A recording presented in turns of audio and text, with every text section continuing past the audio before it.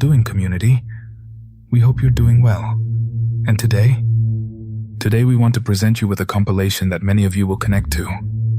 When people started sharing their paranormal experiences that involved, in one way or another, their little cats.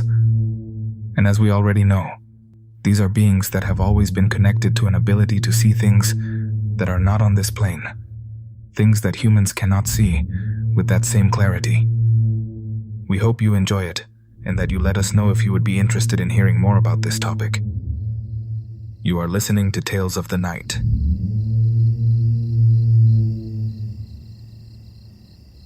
I have been part of the group for some time now, but today I finally feel brave enough to share one of my experiences with you. I decided to start with this one because it is the most recent experience my family and I have lived through. Have you ever seen the movie Cat's Eye? One of its stories was about a cat that helped a little girl because a troll wanted to harm her and had to confront it. Well, after what happened to me, I no longer doubt at all that something like that could be completely true. Not long ago, my mother passed away. As a result of that, my family felt lonely and disheartened. My daughters had always wanted a little cat, and I thought about adopting one with the idea that the little animal would cheer them up. So I let my acquaintances know that I was looking for one, and a few days later someone brought one to me. A small kitten, a tiny, slender little creature that, the moment my daughters saw it, they absolutely adored. They named him Derek. The moment he arrived, things changed almost as if by magic. The atmosphere in the house went from cold to warm.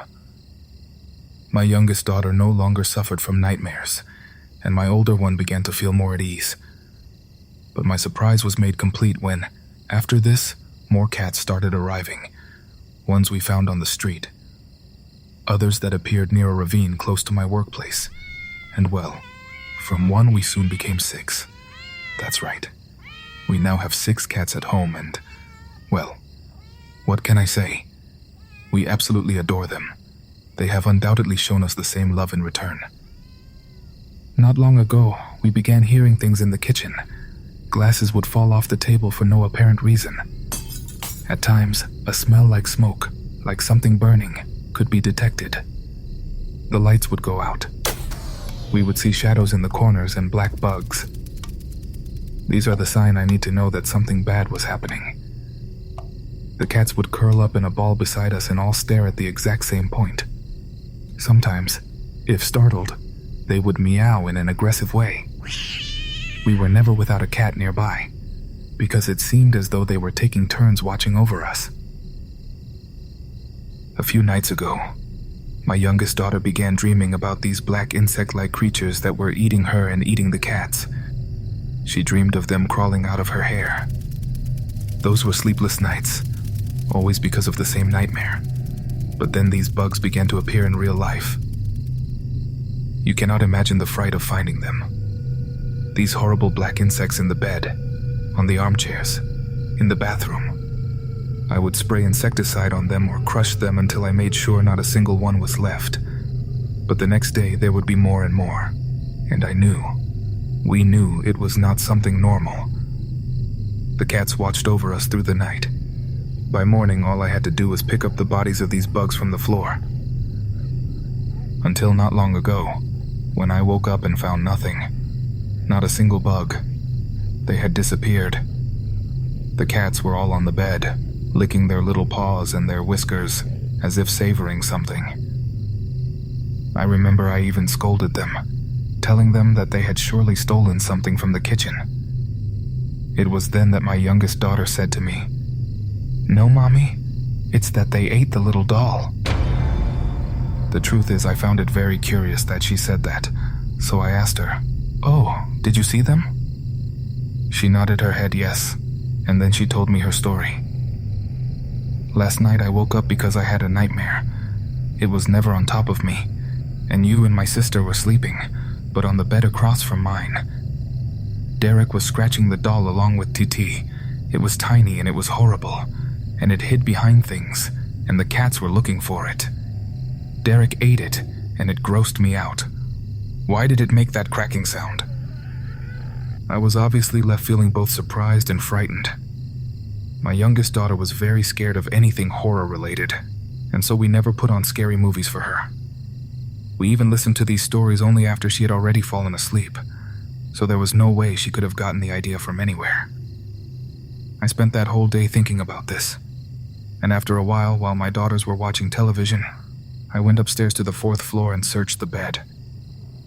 The comforter is dark, so you truly cannot see any stain. But what I can say is that it had a disgusting smell soaked into it. It may be a coincidence. It may just be an insect infestation, and my daughter's nightmare that happened to coincide with the disappearance of the bugs. But to be honest, I don't believe that. I believe that something wanted to harm us, though I am not entirely sure what. And I also don't know if it is going to happen again. The only thing I am sure of is that, despite their mischief, we are keeping all of our little cats.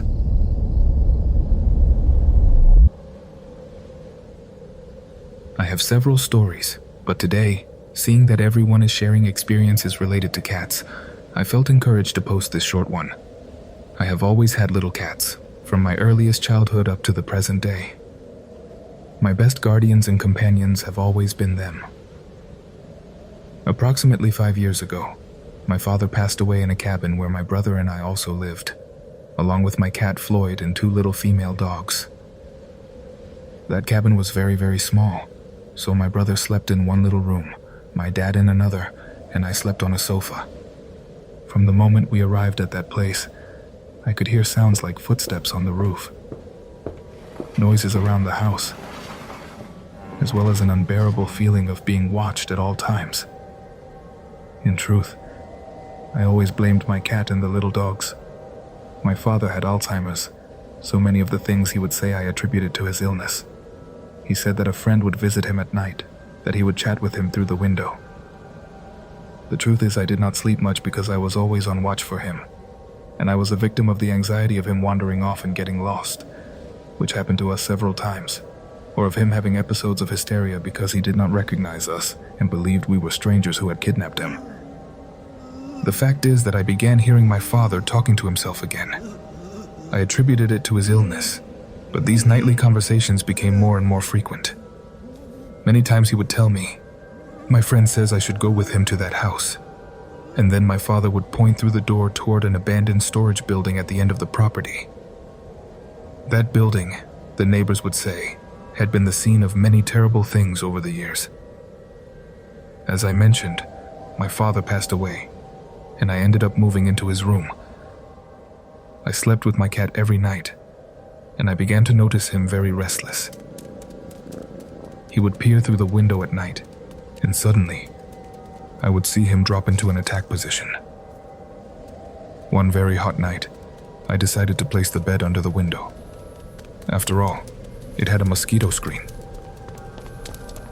At around 1 o'clock in the morning, I heard noises outside the window, as though someone were walking around out there. I was very frightened and immediately thought of that so-called friend who used to visit my father. My cat jumped on top of me and began to growl and attack something I could not see. He moved toward the window and was furious, and then a strong gust of wind pushed him back, and I found the courage to take him in my arms and go to where my younger brother was. We turned on the lights in the house, and suddenly we heard footsteps on the roof. We thought they might be thieves or something of the sort, and then there were bangs on some of the windows and walls. After a few minutes I could take no more and I went outside. I went out with a bat and my cat behind me. I told my brother to lock himself in, and that if anything happened to call the police. But after a while of searching with fear written all over me, I found nothing. Only my dogs, hidden and crying behind the house.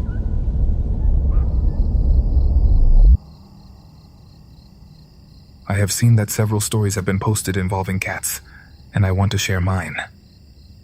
I have several of them. It has been like this almost my entire life. It just so happens that I have some kind of magnet for little animals, and they follow me or come close to me, and getting along with them comes naturally to me. I frequently take in little cats from the street to find them a permanent home. For this reason, there are always little cats in my house in addition to my own. I need to give you a couple of explanations so that you can understand what the place where this happened is like. On one occasion, the little cats broke through the screen on the window of my bedroom so they could come and go as they pleased. To be honest, it did not bother me, and I left it that way with the screen broken. My window faces a small courtyard that is surrounded by walls because I live in the city center, and the houses around me are packed very closely together. There is no way for anyone to enter that courtyard without going through one of the houses that surround mine or through the front door. This happened on an afternoon that seemed very calm. I was lying on my bed with my computer doing some nonsense, as usual, before going to sleep, when suddenly, all the cats I had at that time came in. There were 6 of them, and they positioned themselves in a sort of line between the window and me. I do not mean to say they lined up neatly. What I mean is that they all settled down, let us say, in front of me on the bed. They started hissing toward the window and growling. All 6 of them were doing the same thing. The first thing I thought was that someone had gotten in, so I turned on the courtyard light. But there was nothing there. There is nowhere for anyone to hide. I thought maybe a rat had come up through the drain, because right then a very foul smell arrived, like sewer, but extremely strong. I realized that among the cats that were all bristled up and growling was Cherry, a 5-year-old female cat who, by the way, is a tremendous killer. She alone has hunted several very large rats. She is not afraid of them, I promise you. In that first moment, I honestly did not think of anything supernatural. I was very worried that someone had gotten into the house, because it is just my mom and I who live there. And even though the house has protections on all sides and is quite secure, I always try to be careful. That is why I went and locked everything. When I returned to my bedroom, I saw 5 of the 6 cats completely puffed up, growling, and staring fixedly at the window. At that moment, I felt a chill that began at the back of my neck and traveled down my spine. I climbed onto my bed and immediately Alex, an 8-month-old male, placed himself beside me on the bed, pacing back and forth. But, as I say, without taking his eyes off the window for a single second and hissing, all bristled up. I understood that he was protecting me from something I could not see, and which, up until that moment, I had not realized was trying to come in. That is when I noticed that the atmosphere felt very strange. The light looked dim, almost opaque. I do not know how to describe it, but it was as if a kind of fog were darkening everything slightly. And in that moment, I remembered what the one they call the hairy hand, Juan Ramon Sáenz, always used to say, that foul smells are beings of darkness, and the stench felt so intense that it was even making my nose sting. On top of that, the chills. I immediately put on the sound of a Tibetan bell through YouTube, and on the same computer I looked up Psalm 91 and Psalm 23, and I prayed. I spent a good while praying until my cats, who had remained in attack position facing the window, began to relax and stop growling. All of this lasted just over half an hour, which is quite a long time for the animals to have been so angry and unsettled. But suddenly they returned to normal. Some of them went outside, others went to eat, and Alex stayed on top of me, purring and looking at me with his sweet little eyes. Very different from how he had looked just a moment before. Curiously, the sewer smell also disappeared. Naturally, I saw nothing. Nothing moved, not a single thing, and the lights did not go out. But I could smell it, and clearly, very clearly, I could feel what was there that night. I believe that this is really a story about my little cats, that they are the ones who saw whatever was there that night. But I promise you I am not making anything up. And even though it is something simple, it is no less extremely strange to me, and I promise you it is 100% real.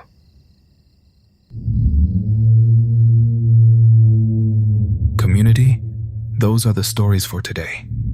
And you? Do you have a similar one? Remember that if you want a little cat, Look for someone who is giving one away. Look for one on the street. There are always little animals out there that need a home, that need a family to love them, and they will always, always, always be grateful to you for it. Do not buy them. Always adopt whenever you are looking for a pet. We will hear from each other very, very, very soon, continuing with stories and topics that we know interest you. This was Tales of the Night.